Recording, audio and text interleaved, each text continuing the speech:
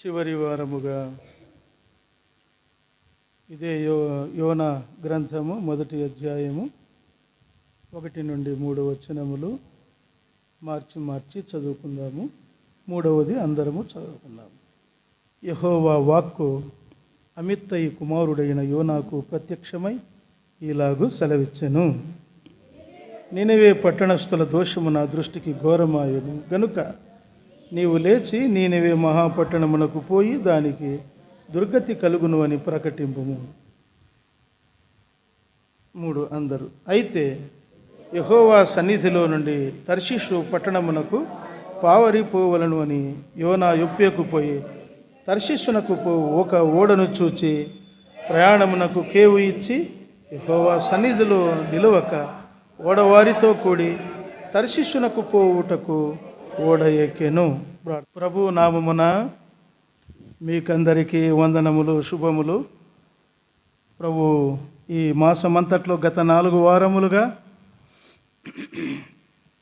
ఈ యోనా గ్రంథములోని 1వ అధ్యాయంలో 3 వచనములు కొంతమేర మనం ధ్యానం చేసుకోవడానికి ప్రభు సహాయపడుతూ వచ్చాడు. ఈ చివరి ఈ దినంలో కూడా మనము కొన్ని మాటలు చూస్తాం.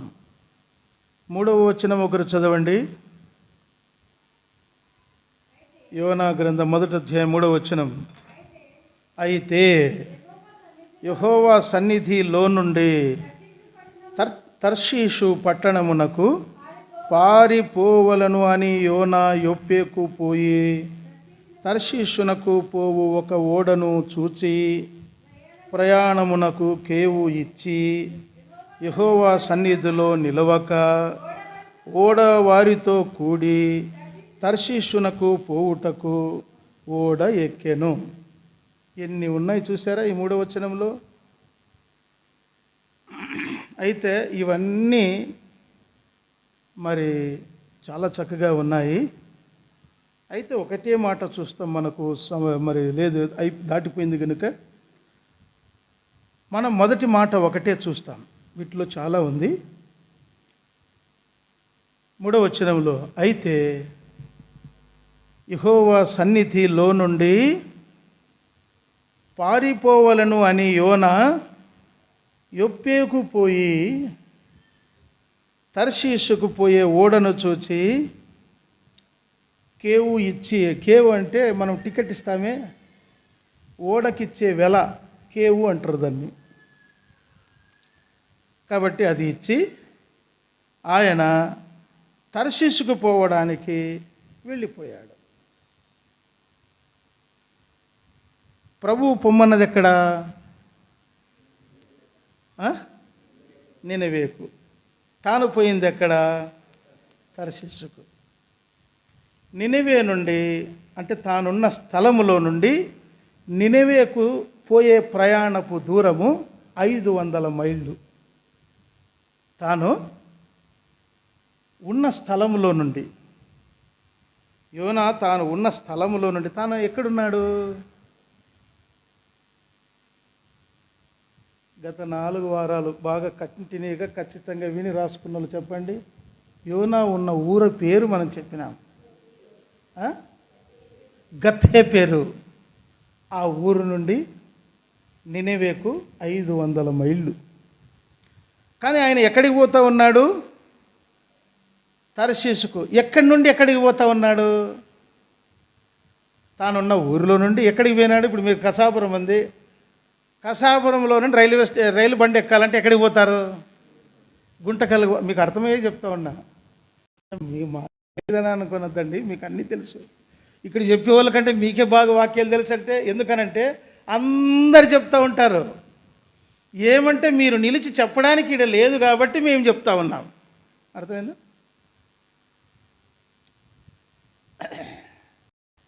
అలాగనే ఈయన ప్రభు మాట్లాడుతూ వచ్చినప్పుడంతా ఎప్పుడు కూడా ఏమైనా అవిధేయత చూపలేదు, లేదా పోను అని చెప్పనే లేదు. ఎక్కడ కూడా సాకు చెప్పినట్లుగా లేనే లేదు. అయితే ఆయన ఎందుకు ఇట్లా పోవలసి వచ్చిందని అంటే, పోయిన వారం ఒక మాట చూసాం. కారణం ఏంటంటే ఆ దేశస్థుల జనులు సిరియనులు ఏం చేస్తూ వచ్చినారు? వాళ్ళ నాన్నగారిని చంపేస్తూ వచ్చారు. అది ఒక బాధ. ఇంకొక బాధ ఏమిటి అని అంటే, చూడండి, ఎందుకు పారిపోయినాడు అనే దానికి 4వ అధ్యాయము 2వ వచనం ఒకరు చదవండి. 4వ అధ్యాయము 2వ వచనం. యోనా, యెహోవా, నేను నా దేశమందుండగా ఇట్లు జరగనని కాదు, జరుగును అని. జరగనని అంటే మళ్ళీ అర్థం వేరుతుంది. జరుగునని నేను అనుకున్నది ఎవరు? యోనా అనుకుంటుని కదా అని ఆయన చెప్పినాడు. ఏమనుకున్నాడు?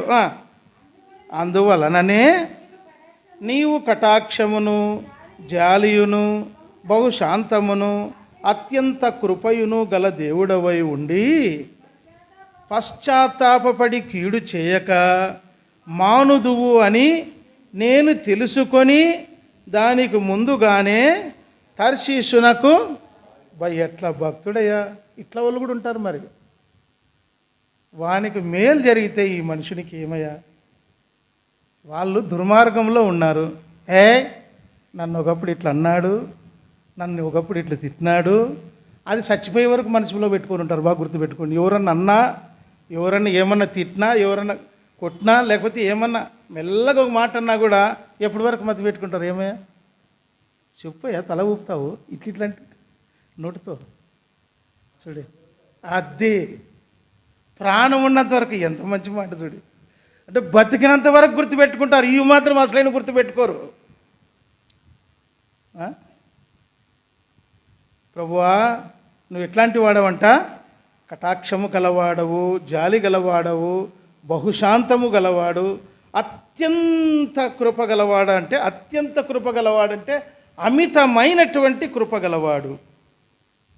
అంత కృపగలవాడవై ఉండి పశ్చాత్తాపడి కీడు చేయక మానుదువు అని నేను తెలుసుకొని. దేవుడు ఆడైనా పశ్చాత్తాపడతాడా?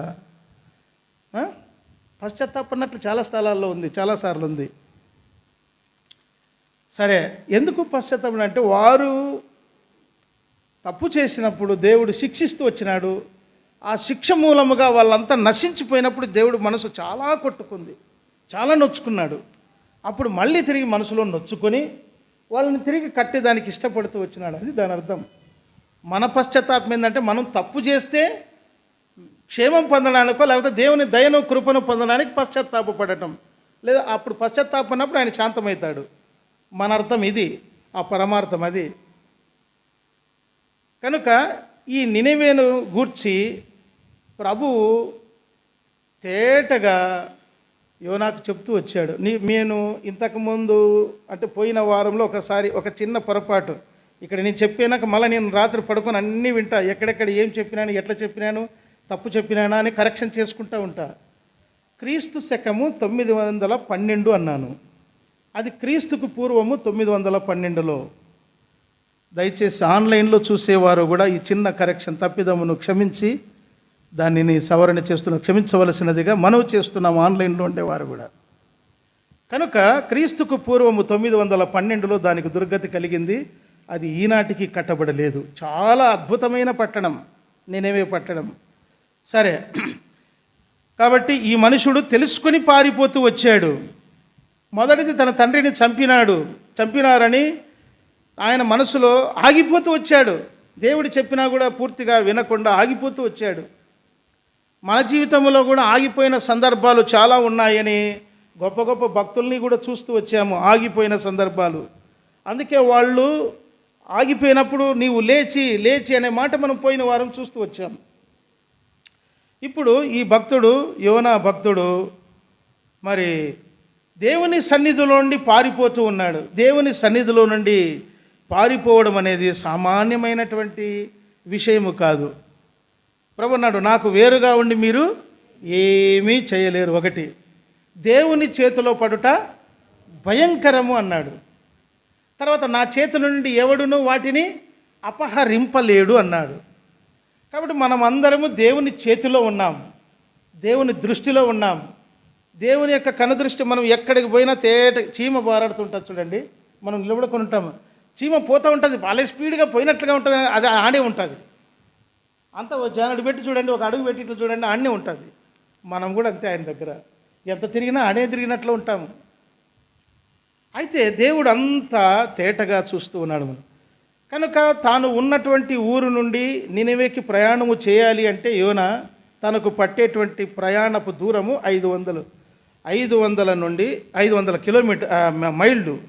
అయితే ఈ 500 నుండి 600 మైళ్ళు పట్టే ఈ దూరాన్ని ఆయన విడిచిపెట్టేసి తర్షీషుకు వెళుతూ ఉన్నాడు. తర్షీషుకు పోవాలి అని అంటే నీనెవే దగ్గర, ఇక్కడ ఆయన ఎక్కడికి పోయినాడు? ఆ ఓడ దగ్గరికి చూడండి, 3వ వచనములో తర్షీషు పట్టణమునకు పారిపోవాలనని యొప్పేకు పోయి, కాబట్టి యొప్పేకు పోతూ వచ్చినాడు. మీకు ఇంతవరకు చెప్తేనే గుంటకల్కి వచ్చి రైల్వేలో స్టేషన్లో ఎక్కితే మీరు పోవలసిన ఊరికి చేరుకుంటారని, అదే ప్రకారముగా యొప్పేకు పారిపోతూ వచ్చాడు ఆయన. యొప్పేకు పోయి అక్కడి నుండి తర్షీషుకు పోయే వాళ్లకు దగ్గర కలుసుకొని ఆ ఓడకు కేవు ఇచ్చి, అంటే దానికి సరిపోయే టికెట్ వెల ఇచ్చి అందులో ఎక్కి పారిపోతూ ఉన్నాడు. మరి అక్కడి నుండి ఆయన ప్రయాణం చేసే దూరం ఎంతో తెలిసిన 2500 మైళ్ళు దూరం.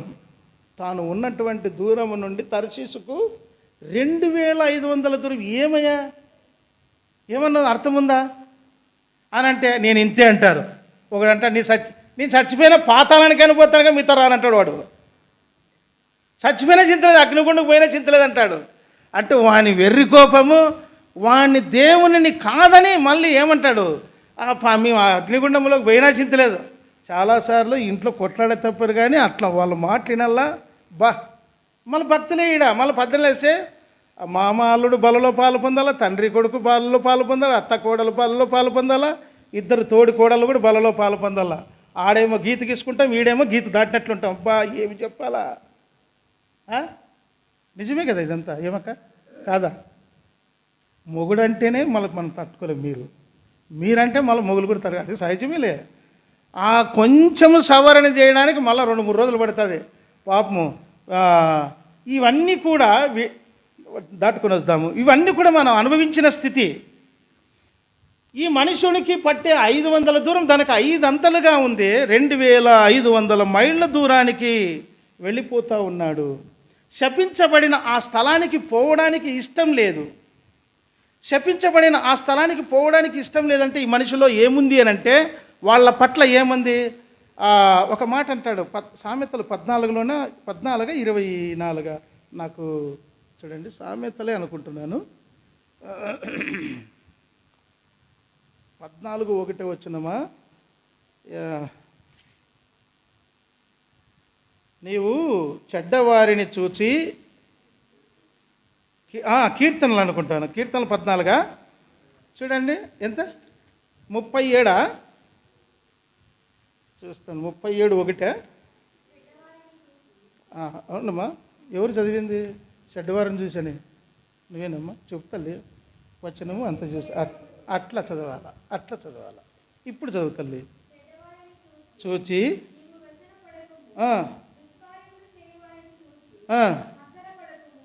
చాలు. ఈ మనిషిలో ఏముంది?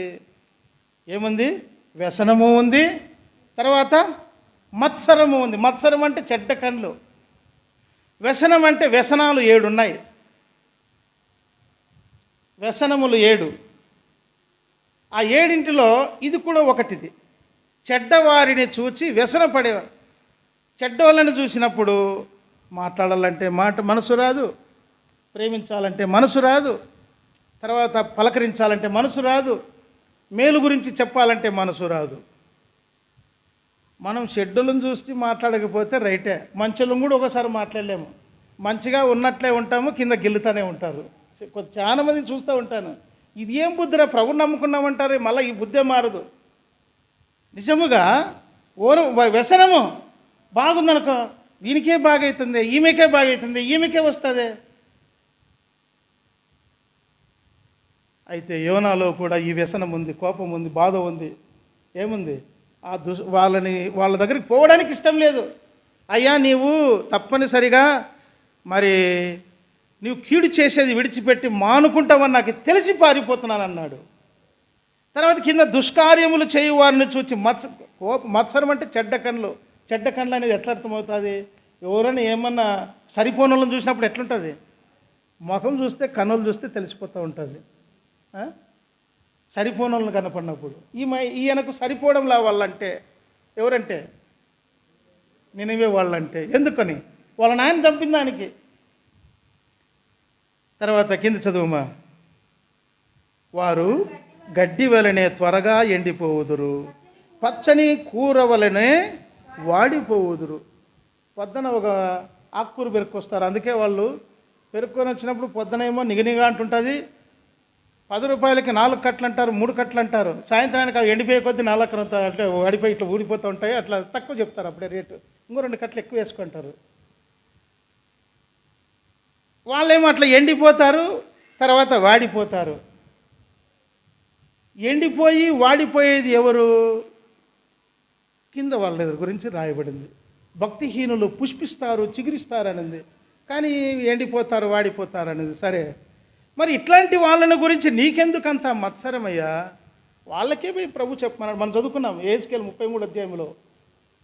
దుర్మార్గుడు తన దుర్మార్గతలో మరణించటం నాకు ఇష్టం లేదు, నాకు సంతోషం కలుగునా కాదు. దుర్మార్గుడు తన దుర్మార్గత నుండి మరలి బ్రతుకుట వలన నాకు సంతోషం. 33:11 మనం చదువుకుంటూ వచ్చాం. ఇప్పుడు ఈయన గురించి అంటా ఉన్నాడు. 3వ వచనం చదువుమా.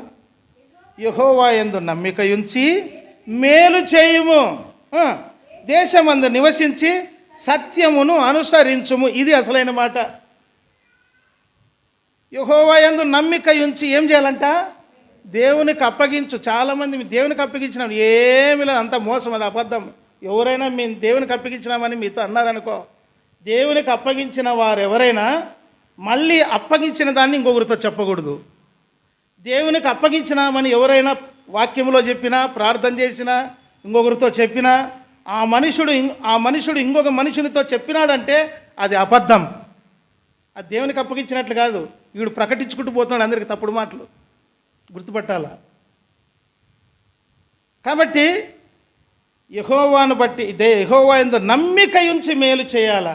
నీవు మేలు చేయుట మానుదు అని, కీడు చేయుట మానుదు అని, మేలు చేయడం ఈయనకి ఇష్టం లేదు. కాబట్టి ఏం చేస్తూ వచ్చాడు? పారిపోతూ ఉన్నాడు.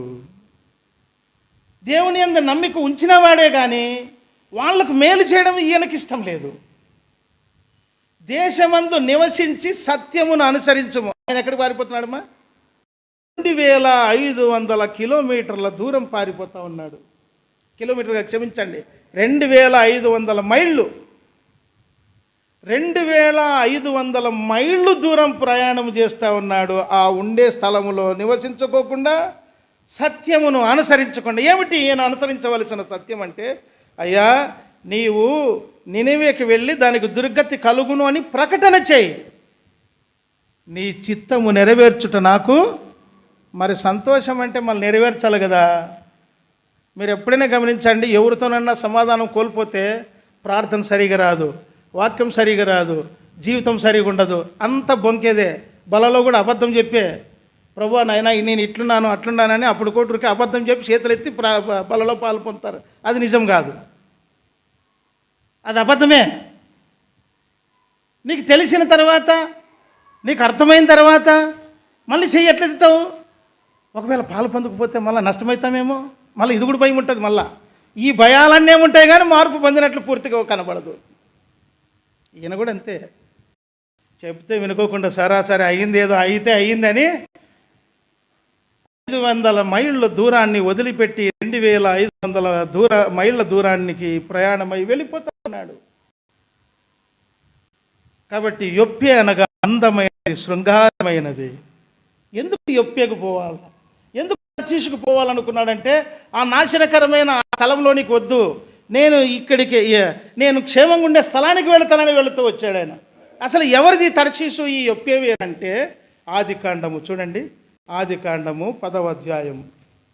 ఆదికాండము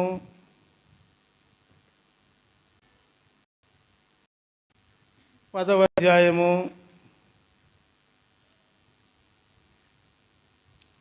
2 నుండి చదివితే 4, 5 వచనాల్లో శుభ్రంగా క్లీన్ కనబడుతుంది.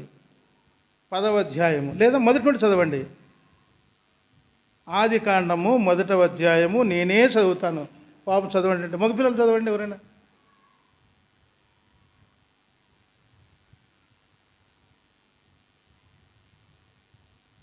జాన్ చదువు. తెలుగు తెలుగు మామూలు చదువు. స్పీడ్ ఏంటి చదువుతావు? అర్థమైతే చదువు ఒక మాట. ఇది నోవహు కుమారుడగు షేము, హాము, యాపెతు అను వారి వంశావళి. జల ప్రళయము తర్వాత వారి కుమారులు పుట్టిరి. ఇది ఎప్పుడు తర్వాత అమ్మా? ఒక దుర్గతి, ఒక నాశనము అయిన తర్వాత జరిగినటువంటి సంఘటన వారి వంశావళి. ఇప్పుడు అక్కడి నుండి ఆరంభమైంది మనమంతా కూడా ఆ తర్వాత నుండే. ఇప్పుడు చెప్తున్నాడు యాపెతు కుమారులు గోమెరు, మాగోగు, తర్వాత మాదయి, యావాను, తుబాలు, మిషకు, తీరసు అనువారు. గోమెరు కుమారులు అష్కనజు, రీఫతు, తోగర్మ అనువారు.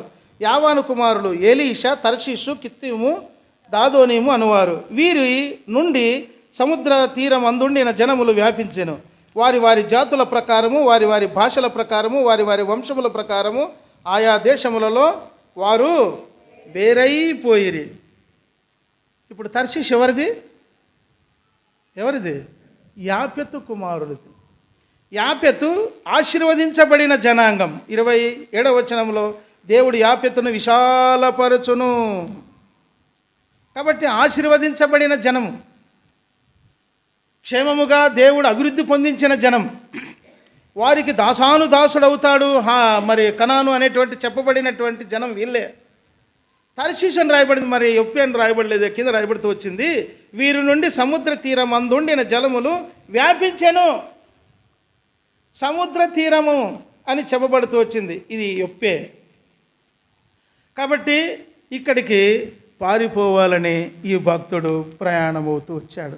దేవుని సన్నిధిలో నుండి నిజముగా ఎంతో చురుకైనటువంటి వ్యక్తి, ఎప్పుడు వచ్చినా దేవుని వార్తను తేటగా చెప్పగలిగే ఈ మనుషుడు బహుదూర ప్రయాణము చేస్తూ వచ్చాడు. ఒక్క మాట చెప్తేనే చురుకుగా వెళ్ళి ప్రకటన చేస్తూ వచ్చిన వ్యక్తి. అయితే ఇలాగూ పారిపోయిన ఈ వ్యక్తిని ప్రభు విడిచిపెట్టలేదు. ఇప్పుడు ఈ తర్షీషు ఎక్కడ ఉంది అని అంటే ప్రజెంటు దీన్ని ఏమని పిలుస్తూ ఉన్నారనంటే ఆ కొంచెం మీకు వివరణ చెప్తాను. ఈ తర్షీషుని ఇప్పుడు ఏమని పిలుస్తారంటే స్పెయిన్ అని పిలుస్తారు. స్పెయిన్ అని ఇప్పుడు మనం పిలువబడుతూ ఉంది. దీనినే తర్షీషు అని పూర్వం పిలిచేవారు. ఈ యొప్పి అనేది ఇశ్రాయేలులోని తూర్పు మధ్యధరా ఓడరేవు. 1900 క్రీస్తు శకం 1909లో టెల్ అవీవ్ అనేటువంటి మరి ఆ ఓడరేవును అక్కడ కడుతూ వచ్చారు. ఆ దేశం ఒక పిలువబడుతూ వచ్చింది. ఇది ఎక్కడ ఉంది అని అంటే మరి ఈ నోవహు కుమారుడైన యాపెతు దీనిని స్థాపిస్తూ వచ్చాడు. దీనిని జాపెతు అన్నారు. అదే తర్వాత వాళ్ళ భాషలో జఫా ఓడరేవు అని అన్నారు. తర్వాత జొఫా కూడా అని అంటారు. అయితే ఇది టెల్ అవీవ్ అనేటువంటి దానిని 1909లో ఈ ఓడరేవు శివార్లలో ఈ పట్టణము స్థాపించబడుతూ వచ్చింది. కనుక యొప్పే కానీ తర్షీషు కానీ 2 పట్టణములు యాపెతుకు సంబంధించినవి, సముద్ర తీర ప్రాంతాలు. అందుకే వారి వారి భాషల ప్రకారము, వారి వారి జాతుల ప్రకారము వారి అందరూ వేరైపోయినా వాళ్ళందరూ కూడా ఆశీర్వదించబడిన జనాంగం. సరే, అయితే ఈ యోనా దేవుని సన్నిధిలో నుండి పారిపోతే దేవుడు విడిచిపెట్టినాడా అంటే విడిచిపెట్టలేదు. 4వ వచనములో యోనా గ్రంథం 4:1-4లో అయితే యెహోవా సముద్రము మీద పెద్ద గాలి పుట్టింపగా సముద్రమందు గొప్ప తుఫాను రేగి ఓడ బద్దలైపోవు గతి వచ్చెను. చూసారా? అయితే అంటే పారిపోయిన వెంటనే పారిపోయినాడు, ఓడలో కూర్చున్నాడు. పారిపోయిన వెంటనే ఈ మనుషునికి వచ్చినటువంటి స్థితి ఏమిటంటే ఎక్కి ఓడలో పండుకొని ఉన్నాడు. అది మామూలు నిద్ర కాదు, గాఢ నిద్ర అంట. మరి నడిచిపోయి వచ్చినాడు, అక్కడికి వచ్చిన తర్వాత అలిసిపోయినాడో లేకపోతే తనకున్న ఒక మనిషి ఒక మాట అనండి, ఒక ఆయన నన్ను అంటూ చింతలేనోనికి సుడిగాట్లోనైనా నిద్ర వస్తుందని. చింతలేనోనికి సుడిగాట్లో నిద్ర వచ్చేది, అది సుడిగాట్ అంటే శ్మశానంలో బల నిద్ర వస్తుంది, వాస్తవమే. ఎట్లా చెప్పినాడంటే ఆయన నన్నే అనింది, ఎవరిని కాదు, నన్నే అనింది. కాదయ్యా, చింతలేనోనికి సుడిగాట్లో నిద్ర వస్తుంది అంటే అక్కడ భూస్థాపన చెప్తుంటే వాక్యం చెప్తుంటే నేను నిద్రపోతున్నా, ఇట్లా నిద్రపోతుంటే నీకు చింత లేదు సుడిగాట్లో నిద్ర వస్తుంది అన్నాడు. నిజమే, నాకు చింత లేకుండా ఉన్నందుకు నిద్ర వచ్చిందంటే నా బలహీనత అది. అందుకే ఇప్పుడు అది తీసుకున్నా కూడా నడపడానికి, కారు నడపడానికి డ్రైవర్ ఎందుకనంటే నిద్రపోతే మళ్ళీ ఆదరణ పక్కడికి పెట్టాల్సి వస్తుంది, పాట పాడతారని నేను అందుకు అది నడపడం లేదు. ఎందుకంటే నాకు నా నిద్ర బలహీన ఎప్పుడు వస్తుందో తెలీదు, సులువుగా త్వరగా వస్తుంది అన్నమాట. ఇలాగ ఈ మనుషునికి ఇప్పుడు ఓడబద్దలైపోయేంత దుర్గతి వచ్చిందంటే మామూలుగా ఉంటుందా? ఓడలో ఎక్కిన వాళ్ళు ఏమో రోంతమంది ఉంటారా? వాళ్ళు ఎట్లా అరుస్తూ ఉండింటారు. ఎంత ప్రాణానికి మీదకి వచ్చినప్పుడు ఆ కేకలన్నీ కూడా అరుపులు కేకలు తట్టుకోలేకుండా ఉంటారు. ఈయన ఓడ కింది భాగానికి పోయి బాగా హాయిగా పండుకొని ఉన్నాడు, మామూలు కాదు, గాఢ నిద్రపోయి ఉన్నాడు. ఇదేమి చూపిస్తుందంటే ఆత్మీయమైన చురుకుదనం లేని, పూర్తిగా దేవుని చిత్తమును కానీ దేవుని ఆలోచనను వెనుక వేసినటువంటి స్థితి చూపిస్తూ ఉంది. ఒకప్పుడు దేవుని సన్నిధిలో ఎంత చక్కగా ఉన్నవాడు ఇప్పుడు ఆశీర్వదించబడిన ఆ స్థలానికి పోతే నేను బాగుంటానని సొంత ప్రయత్నంతో పోతూ ఉన్నాడు. మనము సముద్రము మీద ప్రయాణం చేస్తున్నాం. అంటే సముద్రం అంటే లోకంలో ప్రయాణం చేస్తున్నాం. ఈ లోకములో ఓడ ఉంది, సంఘం అనే ఓడ. యేసు ప్రభువు మనల్ని నడిపిస్తూ ఉన్నాడు. అయితే ఇక్కడ దీంట్లో నుండి పోతూ ఉన్నంత వరకు క్షేమంగా ఉంటాం. యేసు ప్రభువు లేకోకుండా, దైవికమైన స్థితి లేకోకుండా కొనసాగితే తప్పనిసరిగా మునిగిపోయేదానికి ఛాన్స్ ఉంది. కాబట్టి ప్రభువు ఈ యోనా మీదికి రప్పించినట్లుగా మన మీద కూడా అప్పుడప్పుడు అన్నీ రప్పిస్తూ ఉంటాడు. బాధలు, దుఃఖాలు, రోగాలు, శ్రమలు, అవమానాలు, ఇతరులు నువ్వు ఎంత భక్తిగా బతికినా అదే పనిగా భక్తిహీనుడు పైకి అయిపోతుంటాడు, భక్తిగా బతికేవాడు కిందకి అయిపోతూ ఉంటాడు. ఎందుకని? నేర్పడానికి. అందుకే సూక్ష్మాన్ని బాగా గుర్తించాలా. నా స్థితికి, నా గతికి కారణమేమి? నేను ఇంత కిందికి దిగజారిపోవడానికి నేను ఎక్కడ రాంగ్ స్టెప్ వేశాను? ఎక్కడ నేను ఆలోచన చేసి దూరం అయిపోయాను? నేను ఎక్కడ దేవుని చిత్తానికి లోబడలేకపోయాను?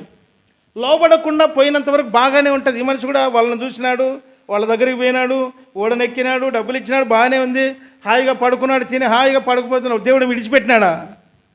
బాగానే ఉంటుంది. మధ్యలోకి పోయినాక చూస్తాడు కథ. సముద్రంలోకి పోతే అక్కడ పోయకుండదు, ఇక్కడ పోయకుండదు, ఇంకా అప్పుడు చూపిస్తాడు. అప్పుడు ఇంక తప్పదు, ప్రభువా అని ఏడుస్తూ ఉంటారు. కనుక దేవుడు వదిలిపెట్టనే లేదు. ఇట్లా వదిలిపెట్టుకోకుండా పారిపోయిన వ్యక్తులు చూడండి. 1 రాజులు 19వ అధ్యాయము 17వ అధ్యాయం 1వ వచనం ఒకటి చదవండి. 1 రాజులు 17:1. అంతటా గిలాదు కాపురస్తుల సంబంధియును తిష్బీయుడునైనా ఏలియా ఆహాబు నొద్దకు వచ్చి, ఎవని సన్నిధిని నేను నిలవబడి ఉన్నానో ఇశ్రాయేలు దేవుడైన ఆ యెహోవా జీవము తోడు, నా మాట ప్రకారముగాక ఈ సంవత్సరములలో మంచైనను వర్షమైనను పడదని ప్రకటించను. ఎవరు ప్రకటించింది ఇది? ఏలియా భక్తుడు, ఏలియా ప్రవక్త. కాబట్టి ఇంత గొప్ప మాట పలికిన ఈ ప్రవక్త ఎవరికి చెప్పాడు? ఒక రాజుకు చెప్పాడు, ఇశ్రాయేలీయుల రాజుకు. నేను ఎవని సన్నిధిని నిలబడి ఉన్నానో. కాబట్టి దేవుని సన్నిధిని నిలబడిన వ్యక్తి పలికే మాటలు ఇంత ధైర్యంగా ఉంటాయి. అయితే ఈ మనుషుడు కూడా దేవుని సన్నిధిలో నుండి పారిపోయిన వ్యక్తి ఏమన్నాడో తెలుసా? యోనా గ్రంథం 1వ అధ్యాయం 9వ వచనం, అది అట్లే పెట్టుకోనండి. అతడు అనగా యోనా వారితో ఇట్లనని. ఎవరితో? ఓడలో ఉన్నవారితో. ఎప్పుడు? ఓడ పగిలిపోయే దుర్గతి వచ్చిన సమయమందు ఇట్లా నేను హెబ్రీయుడను, సముద్రమునకును భూమికి నీ సృష్టికర్త అయి ఆకాశం అందుండు దేవుడై ఉన్న యెహోవా యందు నేను భయభక్తులు గలవాడనై ఉన్నాను. చూసారా? తాను అనగా యోనా యెహోవా సన్నిధిలోండి పారిపోవచ్చున్నట్టు అతడు ఆ మనుషులకు తెలియజేసి ఉండెను గనుక వారు ఆ సంగతి తెలుసుకొని మరింత భయపడిరి. ముందుగానే తుఫాను వస్తూ ఉంటే భయపడ్డారు. సరుకులన్నీ ఖాళీ చేస్తూ పారేస్తూ ఎవరి దేవతలకు ఎవరి దేవుళ్ళకు వాళ్ళు మొక్కుకుంటూ ఉన్నారు.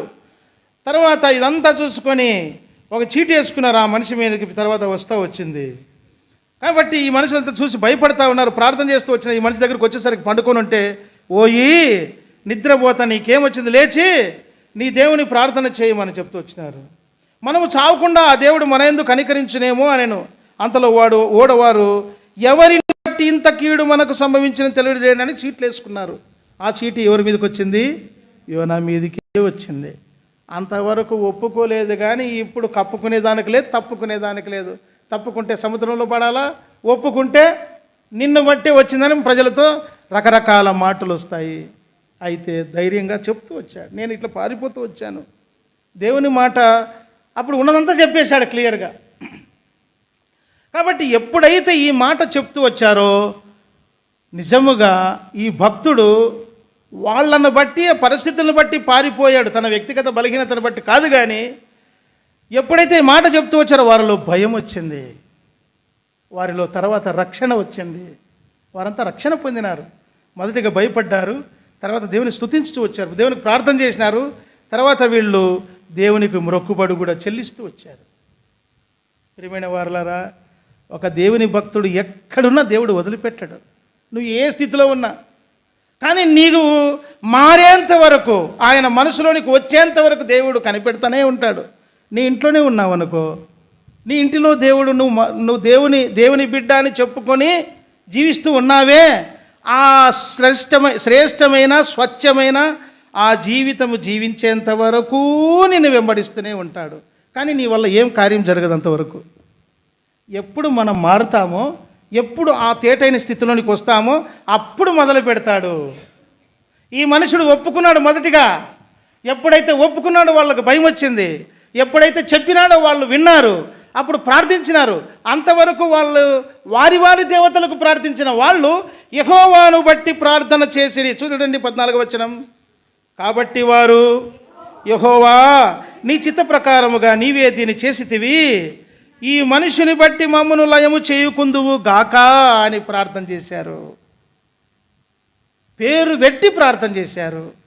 కాబట్టి నిజమైన దేవునికి ప్రార్థించేది ఎప్పుడైతే ఈ భక్తుడు నిజమైన స్థితిని ఒప్పుకున్నాడో ఆ నిజమైన దేవుని గురించి వారు ప్రార్థన చేస్తూ వచ్చారు. తర్వాత వాళ్ళు ఏం చేస్తూ వచ్చిన తర్వాత 16వ వచనంలో ఇది చూడగా ఆ మనుషులు యెహోవాకు మిగుల భయపడి ఆయనకు బలి అర్పించి మొక్కుబళ్ళు చేసిరి. దేవుని స్తుతించుతూ ఉన్నారు, ఆరాధిస్తూ వచ్చినారు. ఎప్పుడు వారికి ప్రాణాపాయం తప్పిపోయింది, సముద్రం ఉప్పొంగేది ఆగిపోయింది. కానీ ఒకడు బలి చేయబడ్డాడు, ఆ భక్తుడు. రక్షణ కానీ క్షేమం ఊరికే రాదు. చెప్పామే ఇంతకుముందు, మీ ఇంటి వారికి మీరే కావాలి వారు, మీ ఇంట్లో వాళ్ళందరికీ మీరే కావాలి వాళ్ళు, మీరే ఉత్తరవాదులు. మీరు సరైన జీవితం, మనం సరైన జీవితం జీవించకపోతే మన ఇంట్లో వాళ్ళు క్షేమం పొందలేరు.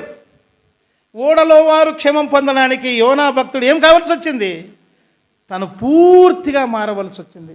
మారితే సరిపోలా, దానికి పరిహారం చెల్లించవలసి వచ్చింది.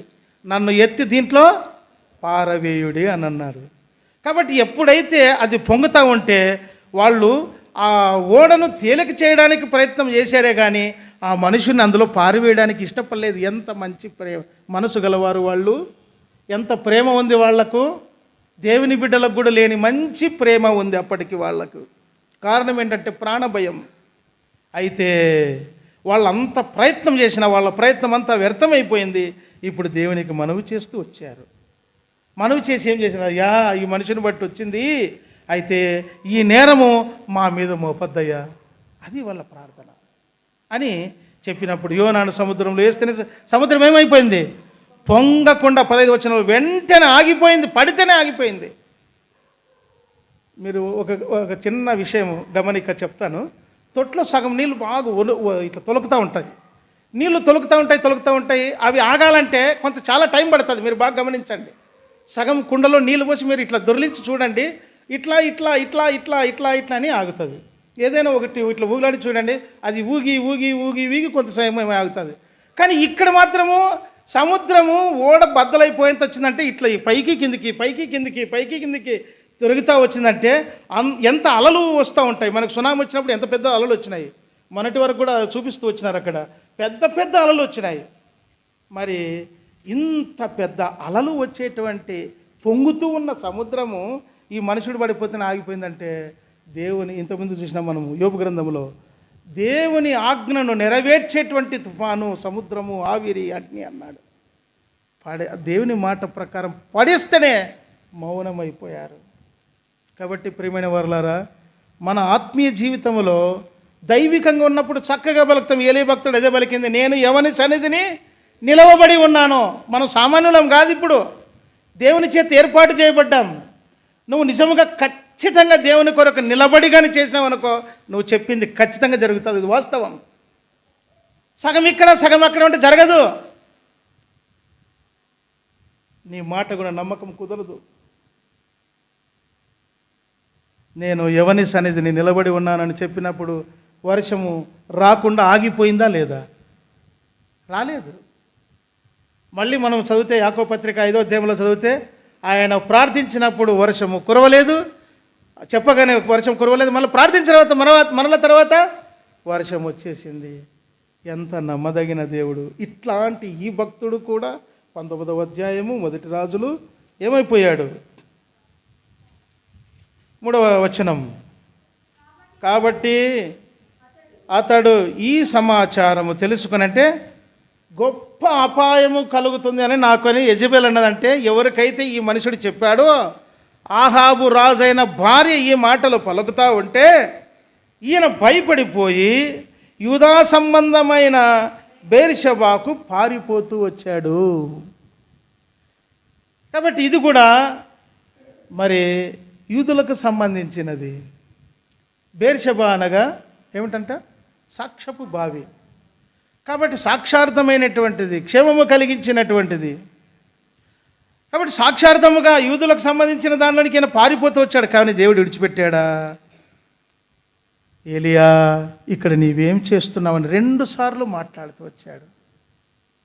ఎప్పుడైతే మళ్ళీ తిరిగి తన మనసు మార్చుకొని దేవుని చిత్తం నెరవేర్చడానికి ఇష్టపడ్డాడో అప్పుడు ఎలీషా భక్తుడు బయటకు వచ్చాడు. అప్పుడే ఎలీషా భక్తుడు ప్రవక్తగా బయటకు వచ్చాడు. అప్పుడు అభిషేకం పొందుతూ వచ్చాడు.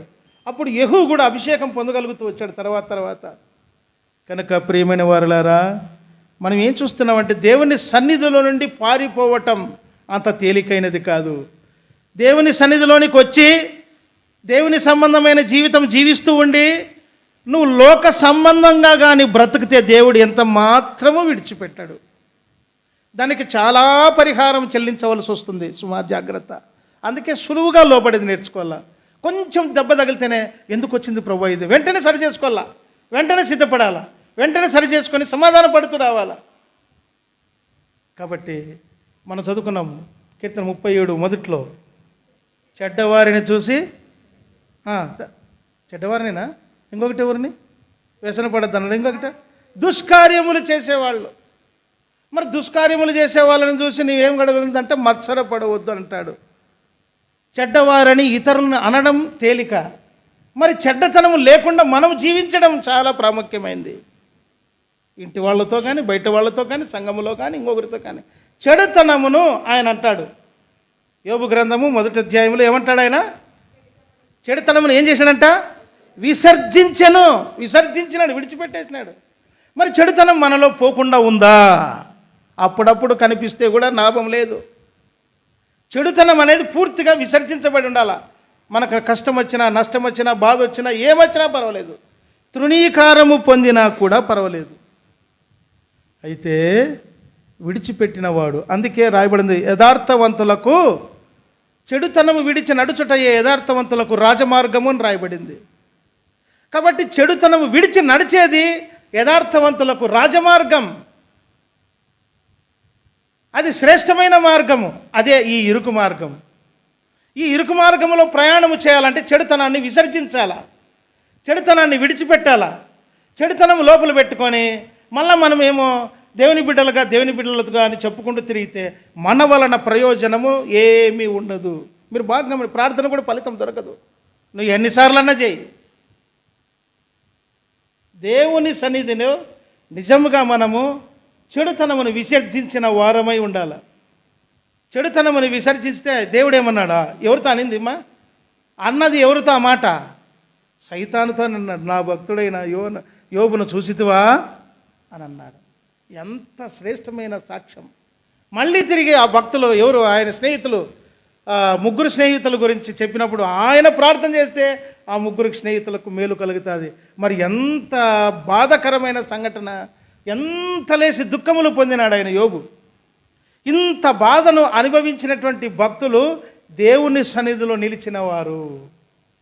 మరి ఈయన కూడా ఈ భక్తుడు, ఈ ఏలియా భక్తుడు కూడా మారిన తర్వాత ఒక మాట రాయబడి మనం చదువుకున్నాం. ఏం చదువుకున్నామనంటే 19వ అధ్యాయము 14వ వచనములో అనుకుంటాను, 15వ వచనములో, అప్పుడు యెహోవా అతనికి సెలవిచ్చినది ఏమనగా నీవు మరలి. పోయిన వారంలో చూసాం ఇది. అంటే మనసు మార్చుకొని వచ్చిన తర్వాతనే దేవుని కార్యం ఆరంభమైంది.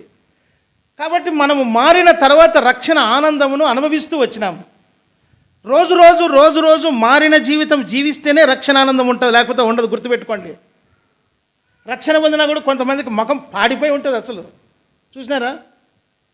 ఎందుకు సంతోషంగా ఉండలేరు? ప్రభు అన్నాడు, ఇది చెప్పన అసఖ్యమును మహిమాయుక్తమునైన సంతోషం. ఇది మామూలుది కాదు. ఇది రోజు దేవునితో గడిపే కొలది సంతోషంగా ఉంటుంది. నువ్వు ఎంత నల్లగుండు, ముఖంలో కళ ఉంటుంది. ఎంత నల్లగుండు ముఖము ఆ తేటైన స్థితి కనిపిస్తుంది. ముఖము వాడిపోయింది, ముఖము మాడిపోయిందంటే లోపల ఏదో ఉంది. చెట్టు వాడిపోయిందంటే నీళ్ళు లేవని, మాడిపోయిందంటే తెగులు వచ్చిందని. ఏమయ్యా అంతేనా పెద్దయినా? మళ్ళీ వాడిపోయిందని అంటే నీళ్ళు లేవు, నీళ్ళు వాక్యానికి గుర్తు. మాడిపోయిందంటే రోగం ఉందని. ఏంటికి మాడిపోతుంది? నీకేంటికి వాడిపోతుంది? ఏంటికి వాడిపోతుంది తెలుసా? ఇంట్లో మనం సరైన జీవితం వాస్తవంగా జీవించాలి. గుర్తుపెట్టుకోనండి. మనం సరైన జీవితం ఇంట్లో కానీ జీవించుకోకుండా ఇక్కడికి మాత్రము మంచి మాటలు పెద్ద భక్తుల్లాగా వస్తే ఏమాత్రం ఫలితం ఉండదు. మనం కొద్దిగా సమీపంలో ఉన్నాము. ఎప్పుడు ఏం జరుగుతుందో తెలియదు. యుద్ధం ఇంతవరకు ఆగిపోలేదు. చాలా జాగ్రత్త. ఇప్పుడు మనము చదువుతున్న ఈ గ్రంథానికి జరుగుతున్న యుద్ధాలకు చాలా దగ్గర సంబంధం ఉంది. చాలా సమయం ఉంది. వాటి విషయం మనం ప్రస్తావన చేసుకుంటే తక్కువ వస్తుంది కనుక వాటి విషయం పోవడం లేదు. కనుక మనము మన జీవితంలో చాలా దగ్గరగా ప్రభు ఇదిగో నేను వస్తున్నానన్నాడు, ఇదిగో నేను తలుపునద్ద నిలుచోండి తట్టుచూ ఉన్నాను అన్నాడు. అంత దగ్గర ఉన్నాం మనం. ఎప్పుడు వస్తాడో తెలియదు ఆయన, ఎప్పుడు ఎట్లా పిలుస్తాడో తెలియదు ఆయన. సరే, ఈ రీతిగా ఈ వ్యక్తి మరి మాట్లాడుతూ వచ్చాడు. ఇదే మాట చూడండి 18వ అధ్యాయం, మొదటి రాజులు 18వ అధ్యాయం 15వ వచనములో ఈ భక్తుడు పలికిన మాట.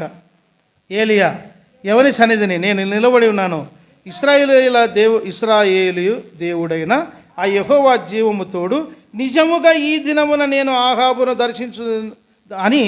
దర్శించుదును అని చెప్పుచూ ఉన్నాను అనెను. ఈ భక్తుడు చెప్పిన మాటలన్నీ కూడా నెరవేర్చబడుతూ వచ్చినాయి. ఎప్పుడు? దేవుని సన్నిధిలో ఉన్నప్పుడు నెరవేర్చబడతాయి. చెప్పిన మాట దేవుని సన్నిధిలో ఉన్నప్పుడు నెరవేరుతుంది. దేవుని సన్నిధిలో లేకోకుండా చెప్తే నెరవేరదు, ప్రార్థించినా నెరవేరదు.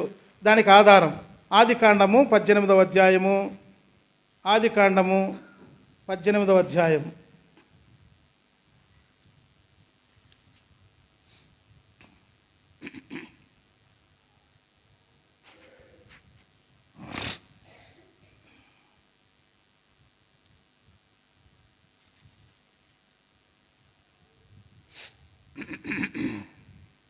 ఇంకా అబ్రహాము దేవుని సన్నిధిని నిలిచి ఉండి 22వ వచనం చదువు తల్లి ఒకరు. ఆ మనుషులు ఏ మనుషులు అంటే నాశనము చేయడానికి పంపబడిన దూతలు. అక్కడి నుండి అంటే అబ్రహాము దగ్గర నుండి తిరిగి సొదొమ వైపుగా వెళుతూ వచ్చారు. అబ్రహాము ఇంకా యెహోవా సన్నిధిని నిలిచి ఉండెను. ఏం చేస్తున్నాడు? యెహోవా సన్నిధిలో ప్రార్థన చేస్తూ ఉన్నాడు. సొదమ గొమొర్ర నాశనము చేయబడుతుంది, మేము నాశనము చేయడానికే వచ్చాము అని అన్నారు ఆ దేవుని దూతలు. కాబట్టి ఎప్పుడైతే నాశనము చేస్తాడు అని ఈయన విన్నాడో ఏం చేస్తూ వచ్చినాడు? ఈయన దేవుని సన్నిధిలో నిలుచుండి మొరపెడుతూ వచ్చినాడు. అయ్యా, అక్కడ 50 మంది ఉంటే నాశనం చేస్తావా, 40 మంది ఉంటే నాశనం చేస్తావా, 30 మంది ఉంటే నాశనం చేస్తావా, 5 మంది ఉంటే నాశనం చేస్తావా, ఇట్లాగా మరి 10 మంది ఉంటే నాశనం చేస్తావా అని అడుగుతూ అడుగుతూ అడుగుతూ అడుగుతూ వచ్చాడు. దేవుని సన్నిధిలో నిలబడి ప్రార్థన చేస్తూ వచ్చాడు. కాబట్టి ఎప్పుడైతే ప్రార్థన చేస్తూ వచ్చాడో ప్రార్థనకు జవాబు దొరికింది. 33వ వచనం చదువు తల్లి.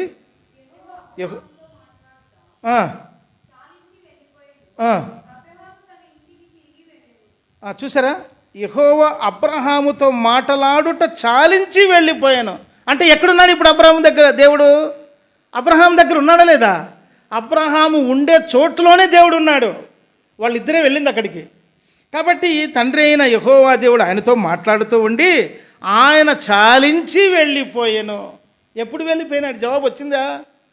చూడండి, పై వచనంలో జవాబు వచ్చింది. 32వ వచనం చదువు తల్లి.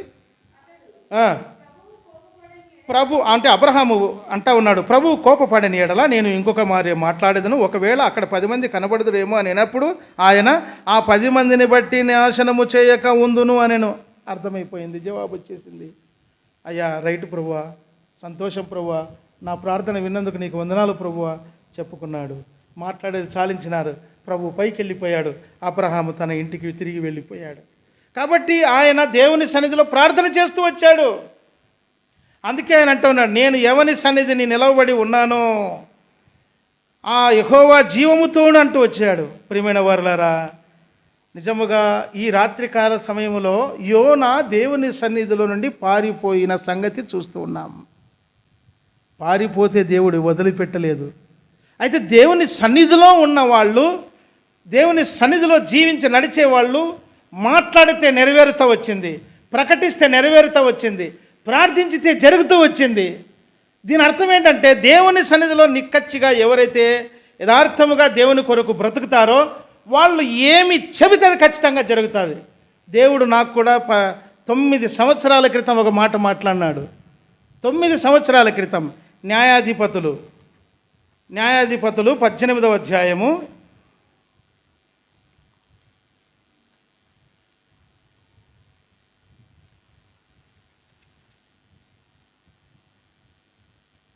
7వ వచనం.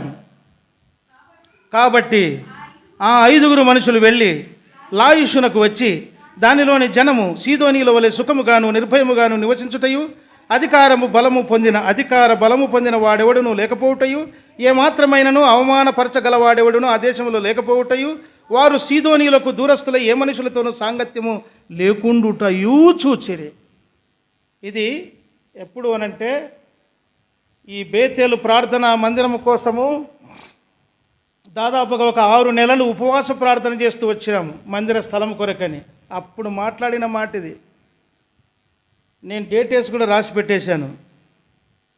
కనుక ఆ దినము మాట్లాడిన ఆ మాట ఈ రోజుకి కూడా దేవుడు మరి నెరవేరుస్తాడు అని రూఢిగా నమ్ముతూ వచ్చాను. చాలామంది కూడా చెప్తూ వచ్చాను.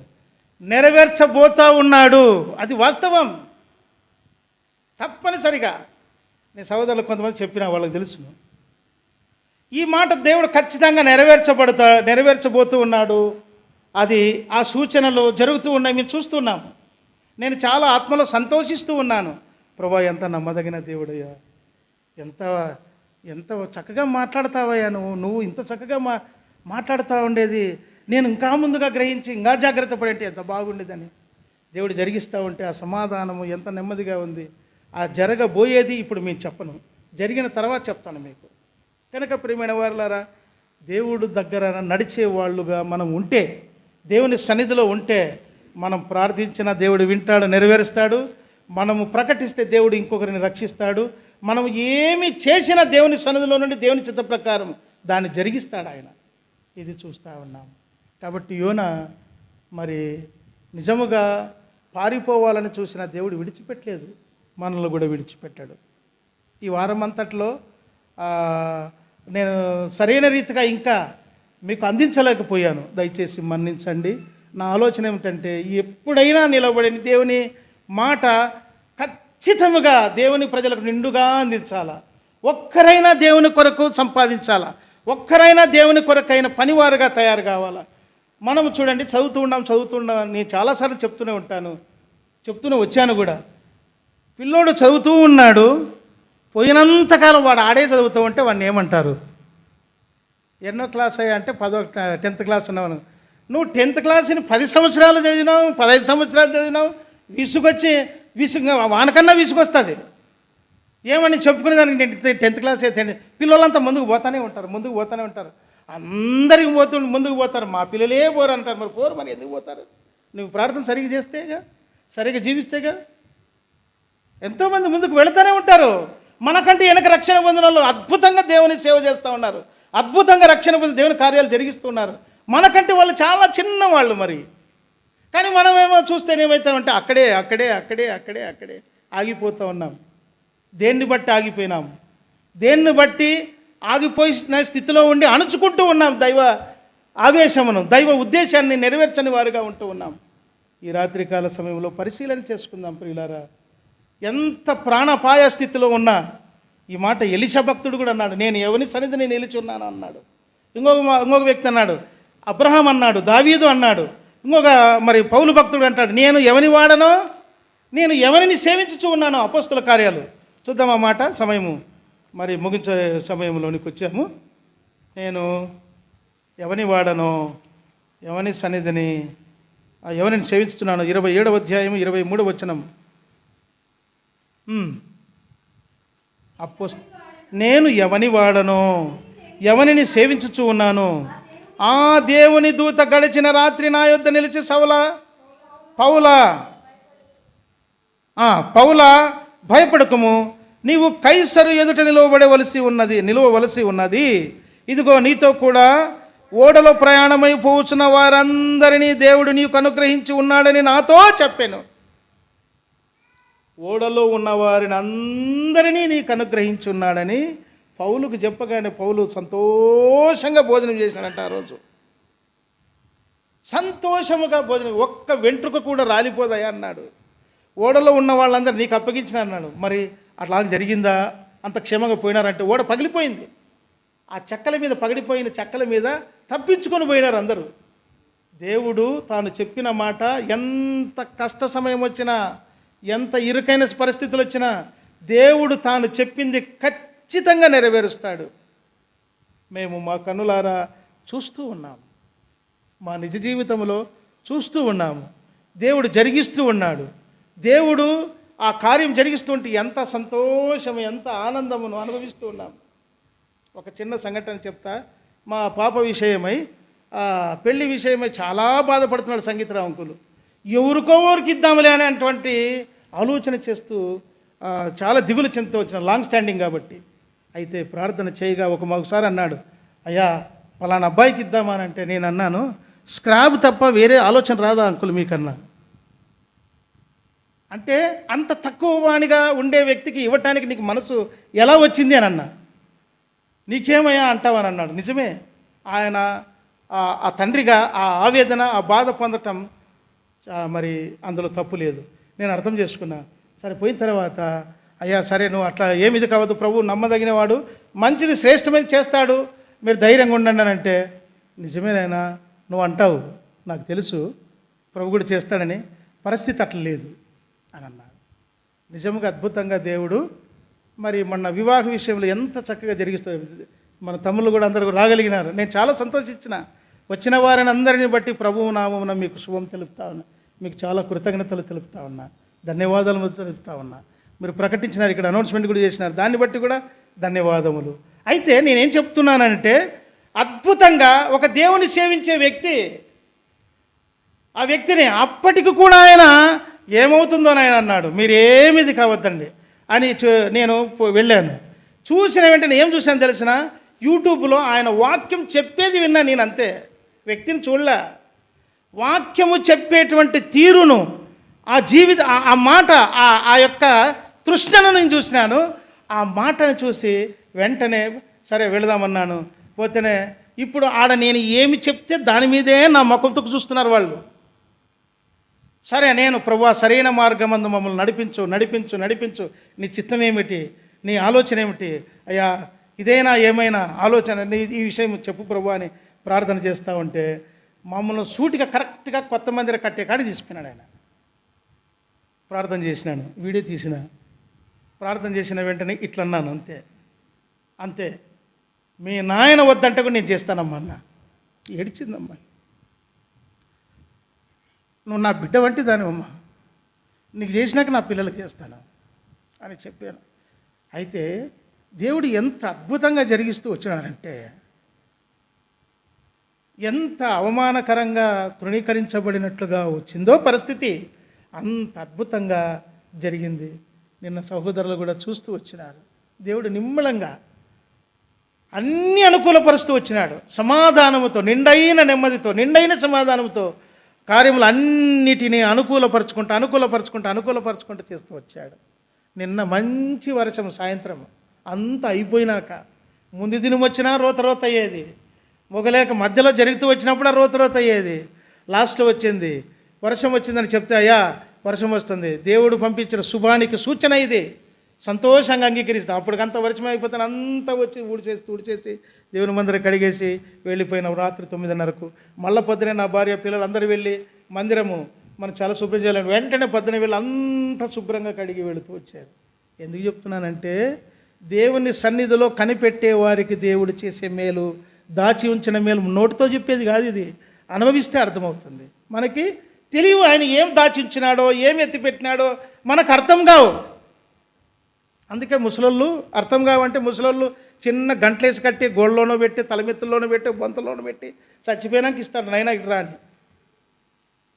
మా అమ్మ చచ్చిపోతుందని అనుకొని ఒకరోజు పిలిచి ఇచ్చింది, నైనా పలానా చోటు రా పెద్దోడా అని. నన్ను ఒకనే పిలుకుంటే చిన్నోడా అని పిలిచింది. దేవుని మహిమార్థమే చెప్తా, తీసుకుని ఆయన బెడ్షీట్ పర్స్ అని ఇచ్చింది. అట్లాగా చనిపోతాను నాయన నేను అని పూసింది, ఉరికే రాసేనాయి.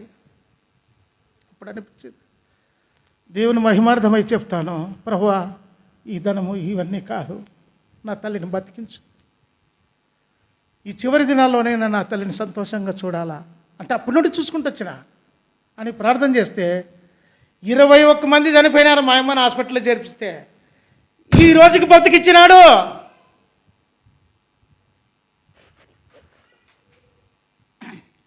అంతేకాదు, మందిరానికి రావాలంటే కూర్చోలేదు. నిన్న పెళ్ళికి వచ్చి వీడియో తీపిచ్చాను గుర్తుగా ఉండేకి. అంత అద్భుతకరుణం మా దేవుడు, మన దేవుడు అంత కరుణ గలవాడు. ఎట్లాంటి పరిస్థితిలో ఉన్నా కృంగిపోవద్దు, ఎట్లాంటి పరిస్థితిలో ఉన్నా వెనక మరలొద్దు, మనసు మార్చుకోవద్దు. దేవుడు నిన్ను రక్షించినాడు అనేది గుర్తుపెట్టుకో.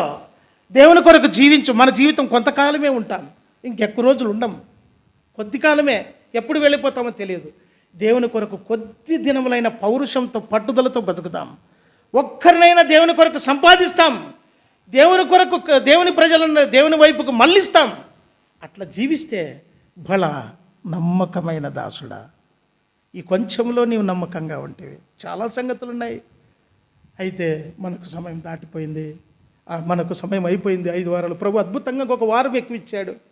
కాబట్టి ప్రియమైన వారలారా, నా మనవి, ఇంతకుముందే దానియేలు చెప్పినాడు, మామ అయ్యా నువ్వు దేవుని పరిచర్యకి రావాలంటే నేను రాలేకపోతూ వచ్చాను. ఒకసారి మరి ఆదివారం పరిచర్యకి పిలిచినాడు, అంతకుముందు నెలలో బైబిల్ స్టడీకి పిలిచినాడు, నేను రాలేకపోయాను. తర్వాత ఆయన ఒక మాట అన్నాడు, నాకు బలి గుచ్చుకునింది, అయ్యా సంఘమును చూడు అని. సంఘము అక్కరతో ఉంది, సంఘం చూడన్నప్పుడు నేను ఇంటికి పోయి చాలా కలతపడ్డాను. ప్రభువా నీవిచ్చింది దేవుని ప్రజలకు ఉపయోగం కావాలా. అప్పుడు ప్రార్థన చేసుకొని ఇది కనిపెడతావు, ఊరికే కాదు. కాబట్టి మన జీవితము తేటైన స్వచ్ఛంగా బ్రతుకుదాము. కొంతమందినైనా దేవునికి దగ్గరికి నడిపిస్తాం. దేవుని పని చేయడానికి ఎవరు ఎన్ని మాటలన్నా, అది క్రమమా ఇది క్రమమా, ఎవరు ఎన్ని అన్నా వాటి వైపే చూడకుండా దేవుని కొరకై మనం సాగిపోదాం. దేవునిని బట్టి నడుస్తాం, దేవుని సన్నిధిలో జీవిస్తాం. ఒక దినమున విగ్రహారాధనతో కూడిన ఈ స్థలములో దేవుని ప్రజలను మనం దేవుని కొరకై సంపాదిస్తాం. కన్నీరు గారుద్దాం, ఏడవద్దాం. కాబట్టి కలిసి ప్రార్థన చేయటం, కలిసి పరిచర్య చేయటం, కలిసి దేవునితో జీవించడం చాలా ప్రాముఖ్యమైనది. అందుకనే సంఘంలో ఈ కూడికలన్నీ కూడా ప్రియమైన వారలారా, సంఘంలో ఈ కూడికలు ఎందుకంటే ఒకరికొరికి ఆదరణ కలిగించుకోవడానికి, ఒకరికొరు పురికొల్పు పొందడానికి, ఊరికే కాదు. అందుకే ఈ ఓడలో ప్రయాణం చేస్తూ ఉన్నంతసేపు ఆత్మీయంగా దైవికంగా జీవించినంతసేపు అన్నీ క్షేమమే. కష్టాలు, నష్టాలు, బాధలు, రోగాలు, వ్యాధులు అన్నీ వస్తాయి. వాటన్నిటి నుండి దేవుడు కాపాడుతూ కాపాడుతూ కాపాడుతూ వస్తాడు. నిన్న మా అమ్మ 3 గంటలు కుర్చీలో కూర్చుంటే నాకు చాలా ఆశ్చర్యం అనిపించింది. వెంటనే ఇంటికి వెళ్ళి కృతజ్ఞత చెప్పిన. ఒకప్పుడు అర్ధం ఇడ్లీ తింటా ఉండే, ఒక ఇడ్లీ పోయి 2 ఇడ్లీ పోయి ఇప్పుడు ఇంత అన్నం తింటా ఉంది. సంతోషిస్తూ ఉన్నాను. ఇప్పుడు నిలబడుతుంది, ఒకటే నడుస్తుంది. ఎంత సంతోషమైంది ప్రభువా. నిన్న అన్నారు అక్కోళ్ళందరూ కూడా కలిసి, చచ్చిపోయిన దాన్ని నిన్ను బ్రతికించినాడమ్మా, నీకోసం ప్రార్థన చేస్తున్నామని. చూసారా, అంతకంటే ఏమి కావాలా? మీరందరూ కూడా ప్రార్థన చేస్తూ వచ్చారు. మీకందరికీ ప్రభువు నామమున చాలా వందనాలు. కనుక మన ప్రార్థన దేవుడు వింటూ ఉన్నాడు, మన మాట దేవుడు వింటూ ఉన్నాడు, మన జీవితాన్ని దేవుడు చూస్తూ ఉన్నాడు. మనం సామాన్యులము కాదు, అసమానుడైన దేవుని బిడ్డలం. ఆ దేవుని సన్నిధిలో నుండి మనం ఎక్కడికి పారిపోయినా తప్పించుకోలేము. జాగ్రత్త సుమా. పారిపోయినా చాలా నీవు పర్యావసానం పొందవలసి వస్తుంది. నీవు కానీ నేను కానీ తప్పించుకొని చాలా చెల్లించవలసి వస్తుంది. అందుకే దేవుని చిత్తమును ఎరిగి దేవుని కొరకు నమ్మకంగా బ్రతుకుదాం. కొద్ది దినాలే ఉండేది. అయితే నీవు నేను ఎక్కడ ఆగిపోయామో, ఎక్కడ పారిపోతున్నామో, దేని కొరకు ప్రయాసపడుతున్నామో దాన్ని తెలుసుకొని దేవుని వైపు తిరిగితే, ఈ యోనా ఒప్పుకున్నాడయ్యా నేను హెబ్రీయుడను, భూమికి ఆకాశానికి సృష్టికర్త అయిన దేవుని దాసుడను, నేను ఆ యెహోవా యందు భయభక్తులు కలవాడను నేనని ఒప్పుకున్నాడు. ఒప్పుకున్నప్పుడు వాళ్ళందరికీ భయం వచ్చింది. నీవు నేను కూడా అట్లా ఒప్పుకొని దేవుని కొరకు జీవిస్తే ఇంకొకరికి భయం వస్తుంది. నీ ఎదుట రావాలన్నా మాట్లాడాలన్నా భయం ఆటోమేటిక్ వస్తుంది. తప్పనిసరిగా వారు దేవుని లోనికి వస్తారు. అట్లా నడిపించేవారుగా, నడిపించబడే సాధనాలుగా ప్రభు మనల్ని సిద్ధపరచునుగాక. మనం అలాగూ దేవుని కొరకై జీవించినట్లుగా ప్రభు సహాయం చేయనుగాక. ప్రార్థన చేసుకుందాం.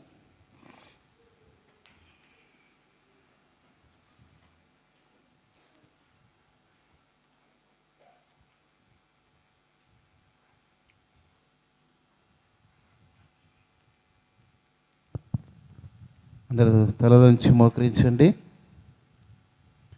ప్రభువుకు తగినట్లు నడచుకొందాము రండి, ప్రభువుకు తగినట్లు నడచుకొందాము రండి, తన రాజ్య మహిమకును తగినట్లు నడుచుకొందాము రండి, తన రాజ్య మహిమకును తగినట్లు నడుచుకొందాము రండి. అబ్రాము దేవుని సన్నిధిలో నడచే నిందారహితునిగా, అబ్రాము దేవుని సన్నిధిలో నడచే నిందారహితునిగా, దేవుడతనితో నిబంధనను చేసి, దేవుడతనితో